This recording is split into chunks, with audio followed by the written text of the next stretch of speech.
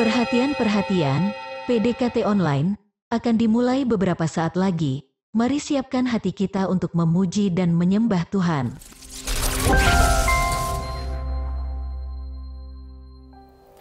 Shalom, Sobat DCM Ministry yang dikasihi Tuhan. Puji syukur buat kasih karunia Tuhan yang begitu besar bagi setiap kita, sehingga kita boleh kembali lagi bertemu dalam PDKT Online di minggu ini dengan kondisi yang baik, tanpa kekurangan sesuatu apapun. Sekalipun ada dari antara kita yang mungkin sedang berada di dalam pergumulan. Apapun pergumulan Anda, mari saya mau ajak kita semua untuk berserah penuh kepada Tuhan yang dapat melakukan jauh lebih banyak daripada yang kita doakan atau pikirkan. Katakan amin. Seperti biasa, sebelum kita sama-sama mendengarkan pesan Tuhan bagi kita pada hari ini, mari kita bersatu hati di dalam doa. Bapa yang kami sembah, dalam nama Tuhan kami Yesus Kristus, puji dan syukur kami naikkan kepadamu ya Bapa, atas kasih dan anugerah-Mu yang setiap hari selalu baru bagi kami. Sebentar kami sama-sama hendak mendengar sharing firman yang dibawakan oleh hamba-Mu. Biarlah kiranya Tuhan yang menjamah setiap hati kami dan menuntun setiap kami, sehingga bisa menangkap rema dari setiap firman yang disampaikan hari ini bagi kami. Sembunyikan hamba di balik salib-Mu. Di dalam nama Tuhan kami Yesus Kristus, mari kita yang percaya dan berdoa bersama katakan, Amin. Shalom, menyapa kembali Bapak Ibu Saudara-saudari, Sobat DCM Ministry dimanapun berada. Pada sharing kali ini, kita akan spesifik membahas tentang perumpamaan orang Samaria yang murah hati, yang diambil dari kitab Lukas, pasal yang ke-10, ayatnya yang ke-25 sampai 37. Mari langsung buka Alkitab kita dan baca bersama-sama mulai dari ayatnya yang ke-25, demikian firman Tuhan. Pada suatu kali, berdirilah seorang ahli Taurat untuk mencoba Yesus, katanya, "Guru, apa yang harus kuperbuat untuk memperoleh hidup yang kekal?" Kita bahas sebentar ayat 25 ini. Di ayat ini dikatakan berdirilah seorang ahli Taurat. Kalau sudah dikatakan seorang ahli Taurat, namanya saja sudah ahli ya kan? Jadi, sudah dapat dipastikan kalau orang ini sesungguhnya sudah tahu apa jawaban dari pertanyaan yang hendak diajukannya kepada Tuhan Yesus. Tetapi karena memang sedari awal motivasi orang ini sudah salah, yaitu pengen mencoba Yesus. Makanya dia ini tetap saja bertanya kepada Yesus walaupun dia sudah tahu akan jawabannya. Nah, kalau kita membaca lagi di ayat berikutnya, atau ayat 26, ada satu hal yang menarik di sini.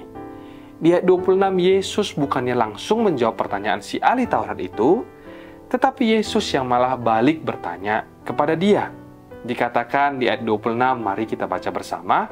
Jawab Yesus kepadanya, "Apa yang tertulis dalam hukum Taurat? Apa yang kau baca di sana?" Bukan karena Tuhan Yesus itu tidak tahu atau tidak mau menjawab. Tetapi Yesus kan Tuhan. Tentu saja dia tahu kalau sesungguhnya motivasi orang ini bertanya demikian bukanlah karena dia tidak tahu akan jawabannya, tetapi lebih kepada karena dia ingin mencoba dan mencoba Yesus. Di ayat berikutnya di ayat 27 dikatakan, jawab orang itu, "Kasihilah Tuhan Allahmu dengan segenap hatimu, dan dengan segenap jiwamu, dan dengan segenap kekuatanmu, dan dengan segenap akal budimu. Dan kasihilah sesamamu manusia seperti dirimu sendiri." Langsung terbukti bukan? Di ayat 27 yang baru kita baca tadi, si ahli Taurat ini dengan lancarnya menjawab pertanyaan Yesus. Di mana hal ini juga menguatkan dugaan kita yang sebelumnya, kalau sesungguhnya dia itu sudah tahu apa jawaban dari pertanyaannya itu. Lalu kata Yesus kepadanya ayat 28, "Jawabmu itu benar, perbuatlah demikian, maka engkau akan hidup." Tetapi untuk membenarkan dirinya, ayat 29, orang itu berkata kepada Yesus, "Dan siapakah sesamaku manusia?" Ahli Taurat ini masih juga merasa tidak puas. Mungkin saja dia ini merasa gagal untuk menjebak Yesus dengan pertanyaan yang sebelumnya dia ajukan. Sehingga dia kembali lagi mengajukan pertanyaan kepada Yesus dengan bertanya, "Siapakah sesamanya manusia?" Tentu saja dengan harapan dari pertanyaan ini, Tuhan Yesus itu bakal memberitahu kepada dia siapakah dari antara sesamanya manusia yang tidak perlu untuk dia kasihi. Dasar si ahli Taurat. Dia nggak tahu dia berhadapan dengan siapa. Tuhan ya kok dia cobai. Yesus adalah Allah yang Maha Tahu. Dan dia juga tentu mengerti seluk-beluk hati setiap kita, termasuk si ahli Taurat ini. Tetapi sekalipun demikian, Tuhan kita itu selalu baik dan panjang sabar, saudara. Mendengar pertanyaan demi pertanyaan mencobai seperti itu, Yesus tidak marah. Tetapi dia dengan tetap sabar menjawab pertanyaan si ahli Taurat tersebut dengan sebuah ilustrasi yang dapat kita baca dalam Lukas 10 ayat yang ke-30 sampai 35. Demikian firman Tuhan. Jawab Yesus di ayat 30, adalah seorang yang turun dari Yerusalem ke Yeriko. Ia jatuh ke tangan penyamun-penyamun yang bukan saja merampoknya habis-habisan, tetapi yang juga memukulnya, dan yang sesudah itu pergi meninggalkannya setengah mati. Lalu di ayat berikutnya, ayat 31, kebetulan ada seorang imam turun melalui jalan itu. Ia melihat orang itu, tetapi ia melewatinya dari seberang jalan.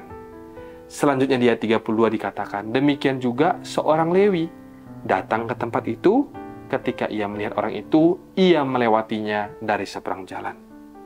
Dan yang terakhir, lalu datang seorang Samaria, ayat 33, yang sedang dalam perjalanan ke tempat itu. Dan ketika ia melihat orang itu, tergeraklah hatinya oleh belas kasihan. Ia pergi kepadanya, lalu membalut luka-lukanya, sesudah ia menyiraminya dengan minyak dan anggur. Kemudian ia menaikkan orang itu ke atas keledai tunggangannya sendiri, lalu membawanya ke tempat penginapan dan merawatnya.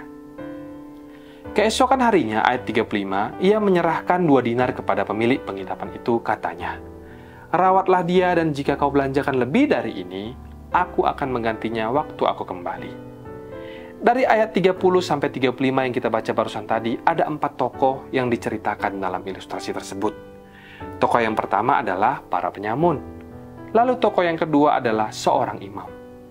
Tokoh yang ketiga itu adalah seorang Lewi. Dan yang terakhir atau tokoh yang keempat itu adalah seorang Samaria. Masing-masing dari tokoh ini punya karakter yang berbeda-beda yang bisa untuk kita pelajari.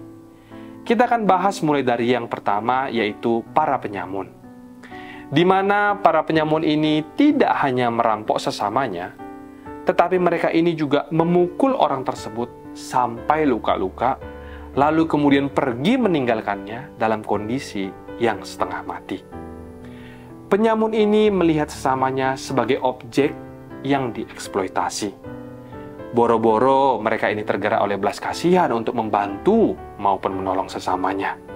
Soalnya di ayat kita baca tadi, begitu si penyamun itu melihat orang itu, dia langsung menghajarnya. Hati mereka diisi oleh kejahatan dan pikiran mereka hanyalah diisi dengan motivasi yang salah, yaitu hanya demi keuntungan pribadi semata, saudara. Saudaraku, sewaktu kita melihat orang, janganlah kita punya motivasi atau agenda yang tersembunyi untuk mengambil dalam tanda kutip sesuatu, apakah itu dari sahabat kita atau siapapun orang yang kita kenal, demi atau untuk alasan apapun juga. Jangan andalkan kekuatanmu sendiri, karena sekali saja kamu terjebak, maka akan sulit nantinya kamu untuk bisa keluar dari lubang itu. Lalu kemudian tokoh yang berikutnya adalah seorang imam. Imam ini melewati jalan itu, dan dia juga melihat orang itu dari seberang jalan. Kalau tadi para penyamun itu melihat sesamanya sebagai objek yang dieksploitasi, imam ini melihat sesamanya itu sebagai sebuah masalah yang perlu dihindari. Imam ini memang melihat orang yang sedang terluka itu, tetapi dalam hatinya dia mungkin berkata, kalau aku bantu, nanti aku yang bakal repot.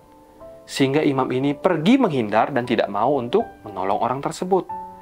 Pertanyaannya bagi kita adalah, selama ini, sewaktu kita diberi kesempatan menjadi pelaku-pelaku firman Tuhan untuk mengasihi ataupun membantu sesama kita manusia, apakah selama ini kita menghindar? Entah itu dengan pikiran, kalaupun aku membantu orang tersebut, toh bantuanku itu kan tidak seberapa. Atau bisa jadi dengan pikiran, kan sudah banyak yang membantu, ya nggak apa-apalah, nggak usah lagi kita bantu, dan seterusnya, dan seterusnya. Saudaraku, saat kita diberi kesempatan untuk membantu, maka di saat itu sebaiknya hati kita janganlah menolak. Tetapi milikilah hati yang berbelas kasih. Sebab sekali kita tolak, 2 kali kita tolak, alhasil nanti kita nggak usah heran lama-lama kita akan menjadi pribadi atau orang-orang yang cuek. Kita bakal menjadi orang yang nggak ngerti atau peka kalau di sekitar kita itu sesungguhnya ada sesama kita yang sedang membutuhkan pertolongan kita. Waktu kesempatan itu datang, sebaiknya kita langsung melihat dan merespon apa yang bisa kita perbuat atau lakukan untuk membantu orang tersebut. Jangan malah menghindar karena berpikir nanti kalau kita bantu malah kita yang jadi repot. Atau kalau kita bantu ntar malah kita yang jadi rugi dan sebagainya. Saudara, sewaktu kita menolong orang lain, pikiran kita itu janganlah negatif. Sebab bukankah yang namanya menolong itu haruslah dengan keikhlasan, tidak mengharapkan imbalan, ataupun memikirkan balasan apa yang akan kita peroleh nanti dari seseorang yang sudah kita tolong atau yang akan kita tolong ke depan. Menolong itu haruslah tetap disertai dengan doa. Waktu kita menolong pun kita tahu kalau Tuhan yang akan mengerjakannya, sekalipun itu melalui kita. Jadi bukanlah bagiannya kita untuk menerka-nerka. Sebaliknya, kalau kita melihat bagaimana yang dilakukan oleh seorang imam dalam cerita ini, tentu kita semuanya merasa sedih. Kenapa? Karena seorang imam kan adalah orang-orang yang dipercaya untuk memimpin ibadah. Mereka adalah orang-orang yang melayani di rumah Tuhan. Menurut saya, pesan yang Tuhan sampaikan melalui tokoh yang kedua yaitu imam dalam cerita ini sangat keras, saudara. Sebagai orang Kristen, kita itu janganlah hanya mau menjadi orang Kristen yang kalau baiknya itu hanyalah sekedar basa-basi saja. Tetapi giliran tiba nanti bila suatu saat ada orang yang memerlukan bantuan, kita langsung pergi sejauh-jauhnya untuk menghindar dari orang tersebut. Tetapi saudaraku, marilah kita sama-sama menjadi orang Kristen yang tidak hanya sekedar sopan ataupun ramah kepada sesama kita, tetapi memiliki hati yang juga berbelas kasih kepada mereka. Sebagai contoh, misalkan kita bertemu dengan seseorang yang perlu makanan. Karena beberapa hari sebelumnya, mungkin saja dia belum makan. Karena dia sendiri tidak punya uang. Maka janganlah kita itu hanya berhenti kepada mendoakan dia saja, tetapi berikanlah dia makan atau minuman, lalu barulah kita kemudian berdoa bersama-sama dengan dia, agar keesokan hari dan hari-hari ke depannya, Tuhan akan mencukupkan kebutuhan orang tersebut, atau Tuhan mengaruniakan pada orang itu sebuah pekerjaan, sehingga dia bisa memperoleh uang untuk membeli makanan. Katakan amin.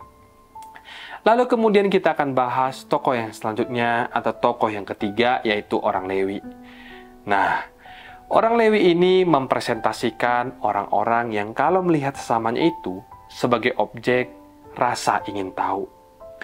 Orang Lewi dalam ilustrasi ini kurang lebih sama atau mirip seperti orang-orang sekarang yang kalau di tengah jalan ada terjadi sebuah kecelakaan, mereka-mereka ini adalah kaum-kaum yang kepo. Yang sibuknya itu hanya ikut ngeliatin, tolah-toleh, tanya-tanya untuk memuaskan rasa ingin tahu mereka. Tapi sebenarnya tidak punya niat yang tulus untuk membantu orang yang sedang mengalami kecelakaan tersebut. Mereka cuma kepengen tahu doang musibah apa yang terjadi atau musibah apa yang menimpa seseorang. Tapi ya itu dia yang saya bilang tadi, hanya untuk sekedar pengen tahu saja. Dari sini kita sama-sama diingatkan untuk tidak lagi menjadi orang seperti yang demikian. Tetapi marilah kita mau sama-sama belajar untuk menjadi lebih peka dan juga sensitif dengan kebutuhan orang lain. Katakan amin. Kalau ada sebuah musibah menimpa siapapun sesama kita, jika kita merasa sekiranya omongan atau pertanyaan kita hanya akan menambah beban orang tersebut, maka ada baiknya agar kita berdiam diri saja. Jangan sampai malah kita pula yang berada di pihak yang ingin tahu, apalagi sampai ikut-ikutan mencari-cari kesalahan orang atau menambah-nambahinya supaya reputasi orang itu bertambah rusak. Karena itu ingatlah senantiasa bahwa hakim yang terutama itu hanyalah Tuhan. Siapapun dari antara kita sesungguhnya tidak layak untuk menghakimi atau menambahkan apapun saat orang lain sedang mengalami kesulitan. Tetapi sebaliknya, posisikanlah diri Anda, diri kita menjadi orang-orang yang mengasihi sesama kita manusia. Lalu selanjutnya kita sampai pada tokoh yang keempat, sekaligus menjadi judul kita hari ini, muncullah seorang Samaria. Sebelum kita bahas lebih lanjut mengenai orang Samaria ini, ternyata bagi orang Yahudi, apalagi ahli Taurat, orang Samaria adalah orang-orang yang mereka anggap rendah. Karena mereka tidak lagi berdarah Israel murni. Karena mereka berasal dari hasil pernikahan campur antara orang Israel dengan orang non-Israel.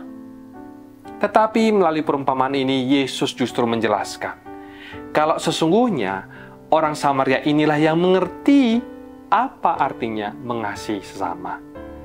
Sebagai orang Kristen, kita diingatkan untuk selalu menjadi terang di tengah kegelapan dunia. Matius 5 ayat 14 katakan. Terang itu harus dilihat dan memberi dampak positif bagi orang-orang yang ada di sekitarnya. Sebab itu keberadaan kita di tengah-tengah dunia sudah seharusnya membuat banyak orang itu bisa dengan lebih mudah untuk melihat Tuhan dan juga kebaikannya yang disalurkan melalui hidup setiap kita. Jangan yang terjadi malah sebaliknya.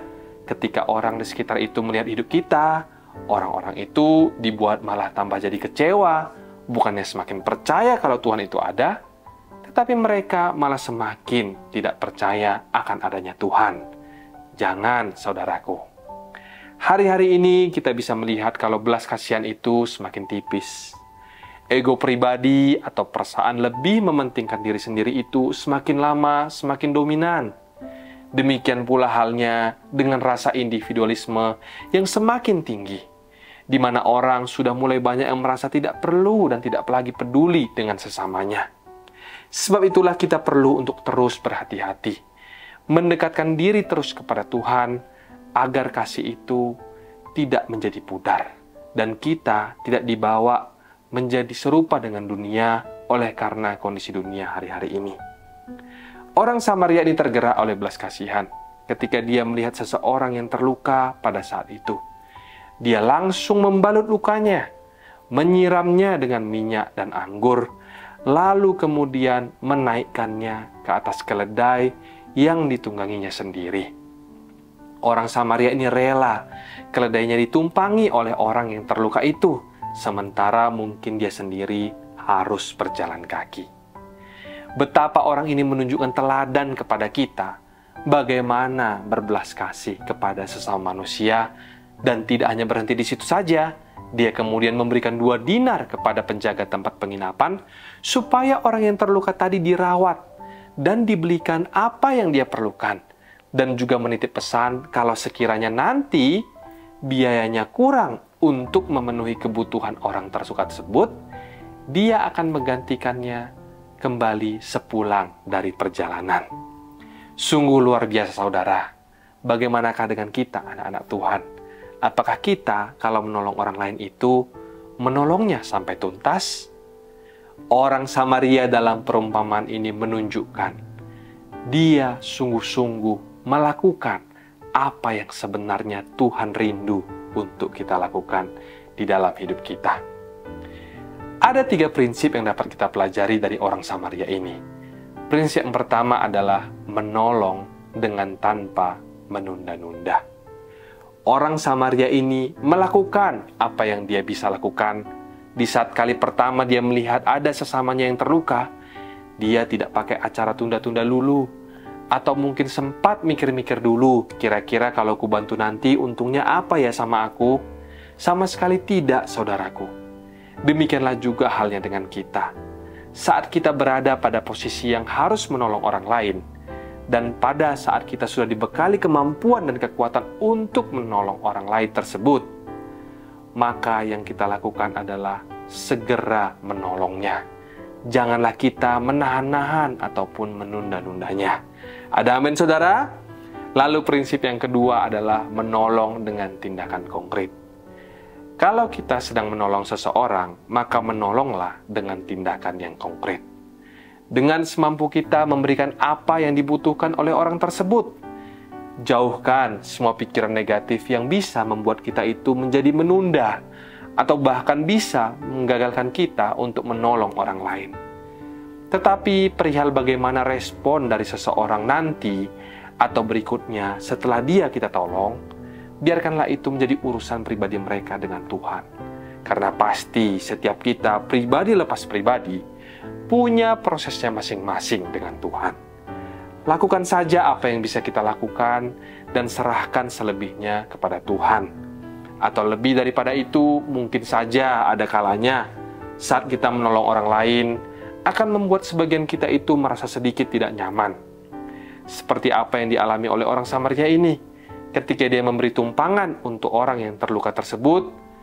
Untuk naik di keledainya, dia harus rela berjalan kaki. Tetapi percayalah saudara, bahwa segala sesuatu yang baik yang kita lakukan dalam Tuhan itu tidak akan pernah sia-sia. Tuhan akan memperhitungkan sekecil apapun yang kita lakukan di dalam kebenaran. Sebab mengasihi sesama manusia itu juga merupakan perwujudan kasih kita kepada Allah. Lalu prinsip yang terakhir yang ketiga adalah menolong siapapun yang memerlukan tanpa melihat latar belakang siapa mereka. Firman Tuhan mengatakan, kasihilah sesamamu manusia. Jangan sampai kita menjadi seperti si ahli Taurat dalam cerita ini, yang terus mempertanyakan kepada Tuhan, siapakah itu sesamanya manusia? Padahal dari awal maksud Tuhan itu sudah jelas, bahwa sesama manusia itu artinya siapapun. Mari kita ulangi sekali lagi, siapapun yang membutuhkan. Kita diperintahkan Tuhan untuk menolong siapapun mereka yang membutuhkan. Ada amin saudara?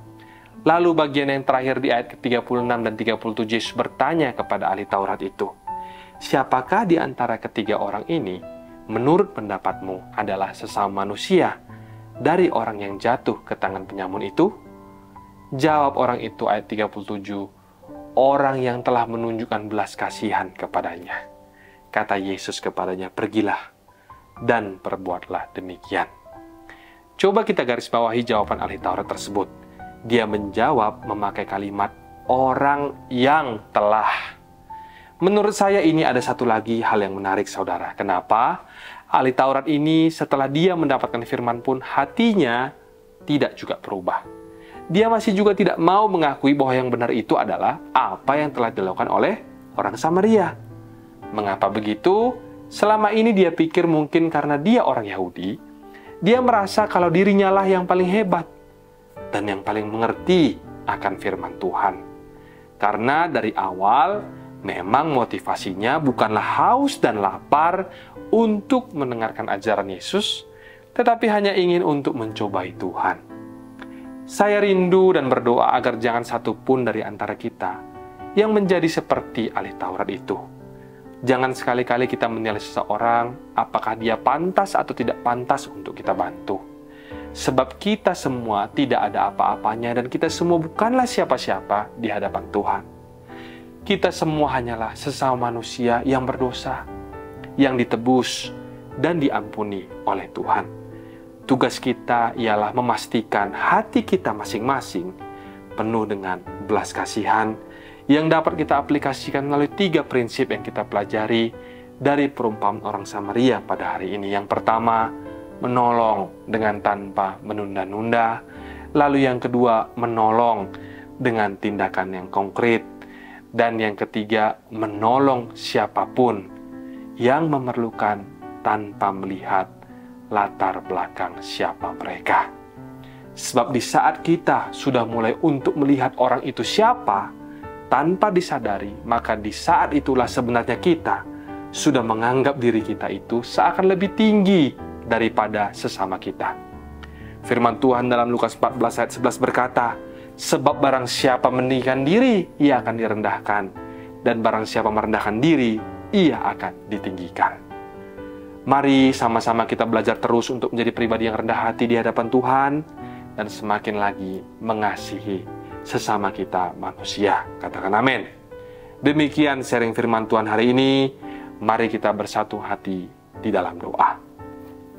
Bapa yang kami sembah, di dalam nama Tuhan kami Yesus Kristus, terima kasih buat firman yang boleh kami dengar pada hari ini.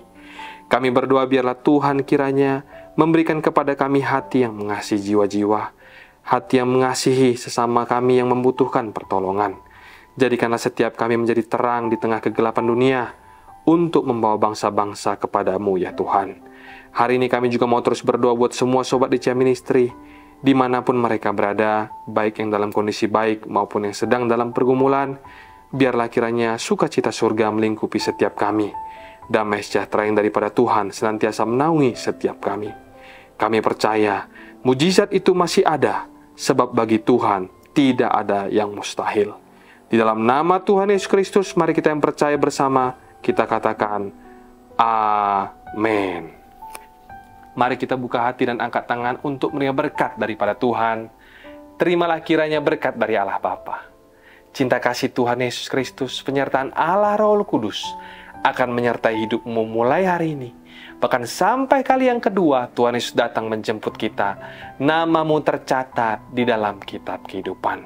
Dalam nama Tuhan Yesus yang percaya dan diberkati, katakan bersama, amin, amin, amin. Tuhan Yesus memberkati, shalom dan sampai jumpa.